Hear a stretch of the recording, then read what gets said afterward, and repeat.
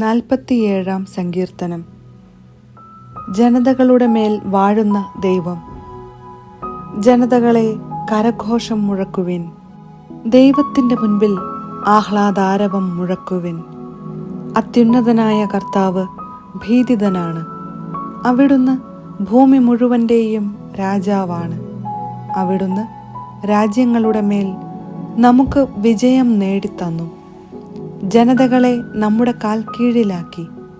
അവിടുന്ന് നമ്മുടെ അവകാശം തിരഞ്ഞെടുത്തു തന്നു. താൻ സ്നേഹിക്കുന്ന യാക്കോബിൻ്റെ അഭിമാനം തന്നെ.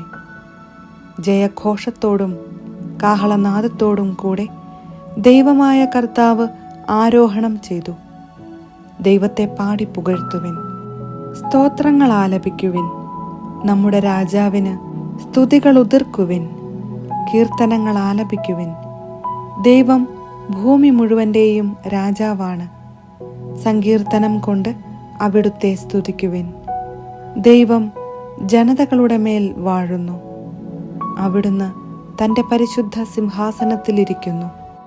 അബ്രാഹത്തിൻ്റെ ദൈവത്തിൻ്റെ ജനത്തെ പോലെ ജനതകളുടെ പ്രഭുക്കന്മാർ ഒരുമിച്ച് കൂടുന്നു. ഭൂമിയുടെ രക്ഷാകവചങ്ങൾ ദൈവത്തിന് അധീനമാണ്. അവിടുന്ന് മഹോന്നതനാണ്.